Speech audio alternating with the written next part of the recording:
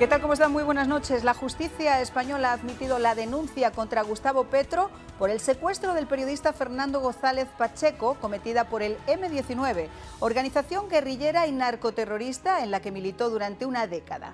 El ahora candidato a la presidencia de Colombia. Y es que el pasado guerrillero de Petro parece perseguirle cuando queda poquito más de 2 semanas para la segunda vuelta de las elecciones que va a disputar contra Rodolfo Hernández y en la que podría llegar a convertirse en presidente. Fernández González Pacheco, periodista nacido en España, que gozaba de una gran reputación y fama en Colombia, habría sido secuestrado por el M-19 en una fecha indeterminada, entre el 77 y el 90, y liberado posteriormente.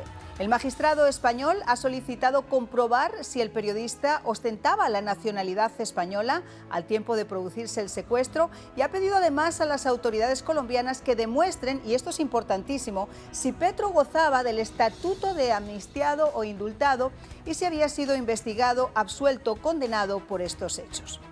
La denuncia, que ha tomado los titulares de todo el mundo, es fruto del trabajo de más de 4 años de un solo hombre, François Roger Cabar, quien cumplió con casi 800 folios de datos y de pruebas que han servido de apoyo para 2 denuncias presentadas, una en Estados Unidos y otra en España. Su única razón, justicia para las víctimas y el miedo a que un exguerrillero, que a su juicio y con total impunidad sigue sin pagar sus crímenes, pueda llegar a convertirse en presidente.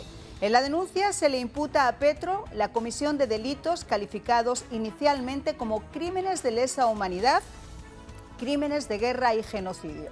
Cabar relata que Petro habría sido integrante de esa extinta guerrilla M-19, quienes durante al menos 2 décadas, entre los años 70 y 80, emplearon de forma sistemática e indiscriminada el secuestro de personas, la tortura y el asesinato intencional de otras miles con el objetivo de destruir a quienes consideraban sus enemigos. Petro ya ha dicho que la denuncia no tiene pies ni cabeza, pero lo cierto es que la Audiencia Nacional le ha encontrado el cuerpo. Bueno, pues sin más dilación les voy a presentar a François Cabar, que es la persona que ha entablado esta demanda aquí en Estados Unidos y también en España contra Gustavo Petro.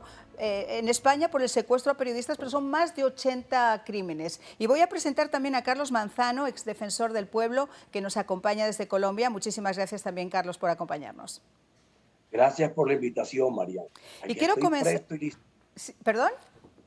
Que aquí estoy presto y listo a hacerte los análisis políticos de nuestro país. Me parece fantástico, porque mira que hay que analizar a 2 semanas y pico de estas elecciones. Pero voy a comenzar, si me permites, con François, que lo tenemos aquí con nosotros, para que nos cuentes un poco qué dio pie a esa investigación. 4 años de pruebas, casi imposible que la justicia pudiera elegir entre todas las cosas que se le habían presentado, ¿no?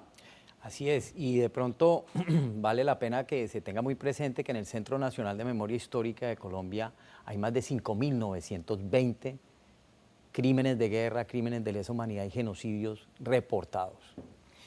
La idea es que cuando tú perteneces a una organización criminal, como era el M-19, y Petro ha sido un guerrillero del M-19, cualquier crimen que haya cometido la organización, de alguna manera tú eres responsable también.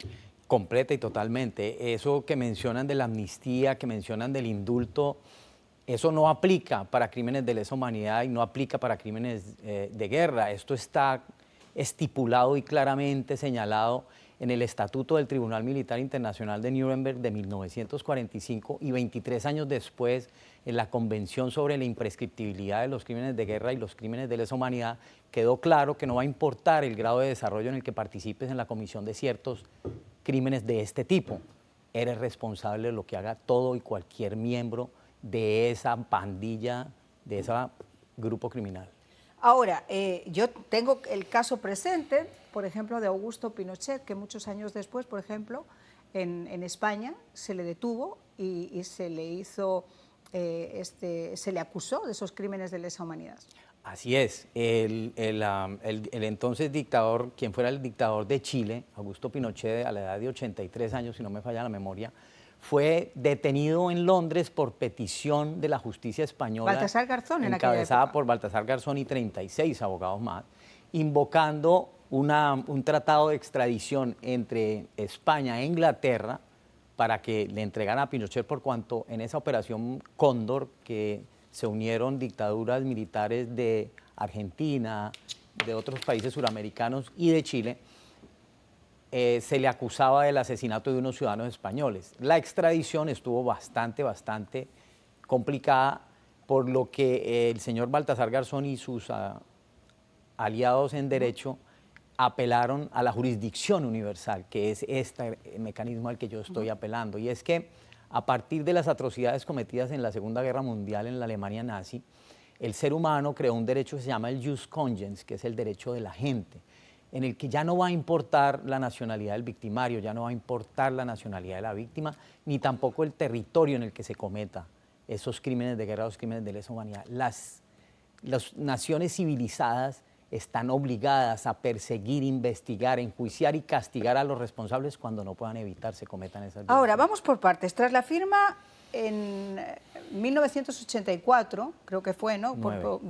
¿Cuál? ¿1989? 89, de Belisario Betancur, es que se les ofrece esa especie de indulto o amnistía a los guerrilleros. Un mal llamado acuerdo de paz. Claro, acuerdos de paz, pero quedan más o menos indultados o algo así.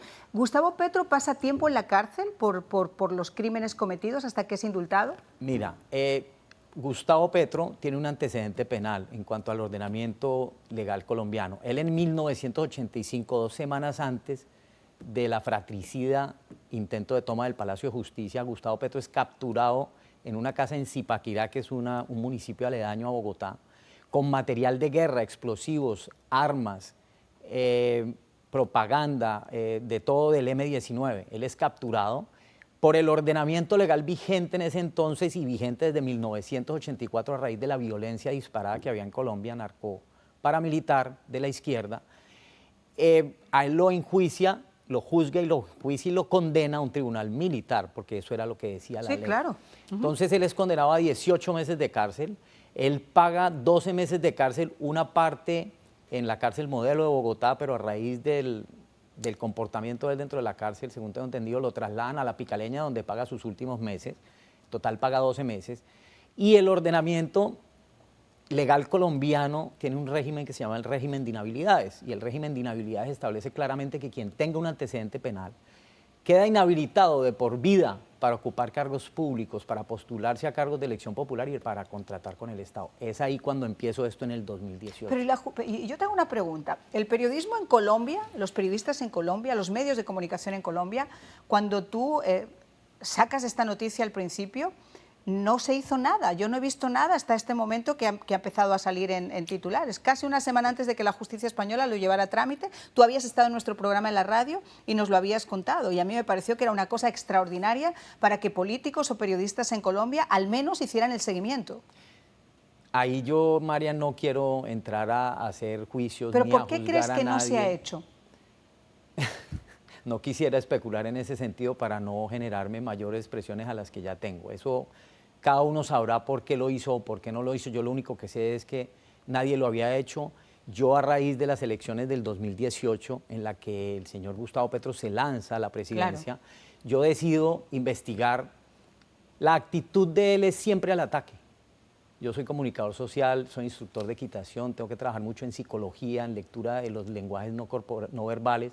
Dije, el tipo se mantiene siempre a la defensiva. ¿Qué será lo que tiene para ocultar? Y decidí, inicialmente en esta investigación, ceñirme al acuerdo de paz, que es a partir de donde él empieza su carrera pública. Él lo había hecho incipiente antes, pero en verdad había tenido su condena. Yo quería saber de qué se trataba y en dónde estaba él acomodado, porque entre otras, Marian, nosotros llevamos en Colombia 70 años aguantando, resistiendo, sin perder la alegría, sin perder el emprendimiento, sin perder nada. Esto es lo que yo quiero honrar con esta investigación. Entonces yo elevo, me aprendo, investigo cómo fue el sustento legal de ese mal llamado acuerdo de paz y descubro la ley 77 del 89 y el decreto 06 de 1990. Y estas dos leyes establecieron que cualquier desmovilizado del M-19 para solicitar los beneficios de amnistía e indulto, que le habrían suspendido los efectos jurídicos de un antecedente penal por un delito que no sea de crimen de lesa humanidad o crimen de guerra, tenía que escribir en una hoja 3 frases.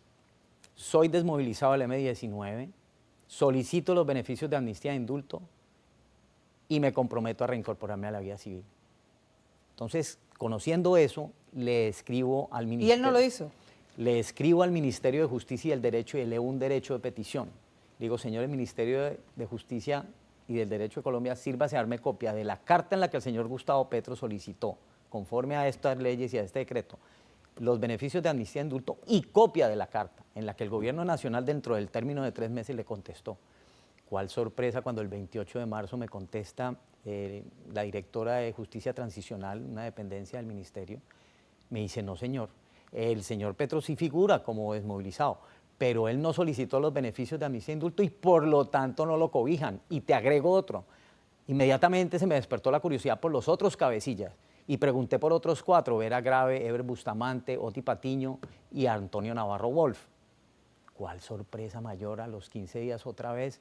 No, señor, ellos tampoco lo solicitaron. No los... Entonces, descubro que todo ese proceso de paz viene a ser un gran montaje que nos hacen para que los ciudadanos de bien creamos que ya todo se resolvió y que ellos sigan como si nada. Después se elevó un tercer derecho de petición porque el M-19 tuvo un candidato presidencial, el genocida mayor y comandante de esa pandilla narcoterrorista de la izquierda colombiana, el señor Carlos Pizarro León Gómez. Ahí ya no quisieron contestarme, ahí ya invocaron asuntos de seguridad nacional. Te garantizo que el señor Carlos Pizarro León Gómez fue candidato a la presidencia de Colombia por el M-19 y no estaba amnistiado ni indultado. Pues uno no tiene una bolita mágica para saber qué ha pasado. Sí tiene, obviamente, historia para saber qué es lo que ha hecho. Y sí hay un presente, Carlos, y quiero por eso conversarlo contigo. Una de las cosas que preocupa es, y se ha comentado mucho, que Colombia puede elegir más allá de un presidente entre una dictadura y una democracia. Lo que es a día de hoy una realidad son las relaciones que tiene Gustavo Petro con el castrochavismo, eso es una absoluta realidad. Y lo que es una realidad también es que su campaña política, no sabemos cómo, yo no sé si la Fiscalía lo ha investigado y si esto es algo que se tenga que investigar, tiene casi el doble de dinero, el doble de ingresos que puede tener, siendo de izquierdas además, ninguna otra campaña política. Y además, teniendo a Piedad Córdoba, a quien ya se le ha acusado en un momento dado de recaudar dinero de la gente que está privada de libertad y de recaudar dinero aparentemente también de Venezuela, viniendo ahora de Honduras con $69.000, que siembra ciertas dudas. ¿En Colombia no siembra dudas? A ver, a mí me parece muy interesante lo que estaba diciendo François, porque definitivamente yo no tenía conocimiento de que ellos no habían legalizado su situación como personas que habían sido indultados. Y si ellos no legalizaron su situación como personas que han sido indultados, vamos a encontrarnos con el hecho fundamental de que ellos nunca podrían ser candidatos a ninguna corporación, porque la ley es clara en Colombia. Hay unas inhabilidades que están establecidas ahí, que si la persona ha cometido un delito, pues no puede ser candidato a ninguna corporación. Pero analicemos el punto de lo que está pasando ahora. ¿Verdad que es grave? Tú acabas de decir cómo él arroja tanto dinero en su campaña y cómo el candidato opositor que tiene ahora, Rodolfo Hernández, casualmente no lo está haciendo. Mira lo siguiente, Mariana.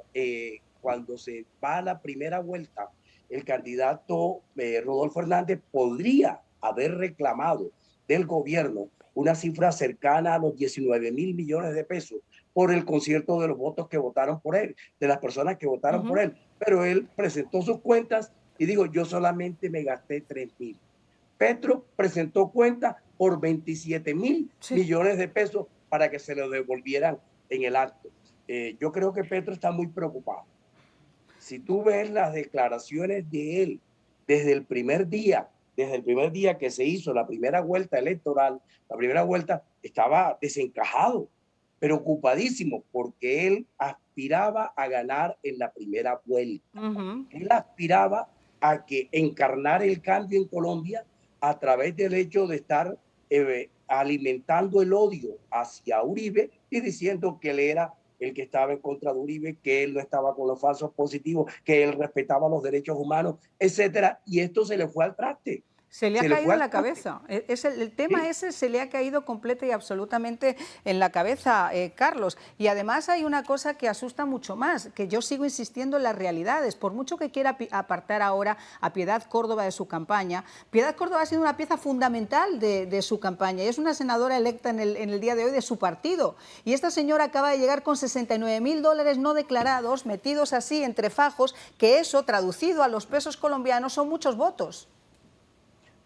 Pero no solamente eso, si ella estaba allá o estaba en otras partes, es porque casualmente colabora y financia la campaña de Petro. Petro la apartó de su campaña, pero no puede apartarla de que es senadora del pacto histórico elegida en Colombia. Claro. O sea, los que lo están acompañando a él tienen muchas circunstancias de fraude. Además, yo veo a Petro que le promete que va a notaría, que dice que él no va a expropiar, que no va a hacer estas cosas, y esas mismas cosas las hizo Chávez. Esas mismas promesas las hizo Chávez. Y lo primero que hizo fue que salió a expropiar, a violentar los derechos humanos, a romper el esquema de modelo de capitalismo y convertirlo en un modelo socialista. Y estamos totalmente. François, lo que está diciendo Carlos, aparentemente él no tenía idea, pero tú estás poniendo ahora mismo una piedra filosofal. Y aparte estabas haciendo algunos apuntes de lo que decía Carlos. Sí, Carlos, mucho gusto. Y es buenísimo el punto que tocaste de Piedad Córdoba, porque vale la pena además poner de presente que el señor Gustavo Petro puso de primera en lista cerrada a Piedad Córdoba, es decir, quiso asegurar su elección, porque en las listas cerradas va a depender el número de votos que consigas y el número descendiente en la lista es el que se queda por fuera. Y Piedad Córdoba pasó de primera en la lista del pacto. O sea, era la figura con la que quiso, generalmente es lo que se hace, recaudar la mayor cantidad de votos. Por lo que tú estabas diciendo y por lo que está diciendo Carlos, que además recalca esa idea, con esa información que tú tienes, ¿Gustavo Petro podría estar inhabilitado para poderse presentar como candidato? Lo está desde el 2018, al punto que yo cuando descubro esto, apelo al ordenamiento legal en Colombia e invoco el recurso inicial que se llama la acción de nulidad electoral. Esa acción de nulidad electoral la presenté en 5 oportunidades ante el Consejo de Estado, que es una de las altas cortes que tenemos en Colombia. Y el Consejo de Estado me niega desde mayo de 2018 hasta octubre 5 acciones de nulidad electoral en 2 días hábiles después de yo presentarla, con una salvedad, Marian. Yo presento un escrito de 90 cuartillas, 90 hojas, en las que el 30% se me va argumentando y sustentando jurídicamente el hecho de que él está inhabilitado de por vida por tener un antecedente penal y ese delito por el que lo condenaron, que era amnistiable porque muy hábilmente lo pusieron como porte ilegal de armas. Al él no amnistiarse no se le suspendían los efectos jurídicos que lo inhabilitan, pero el resto de la acción de nulidad electoral, las restantes 60 páginas eran poniendo de presente que es un impune criminal de lesa humanidad, que es un impune genocida, que a las autoridades en 2 días me las desestimaron.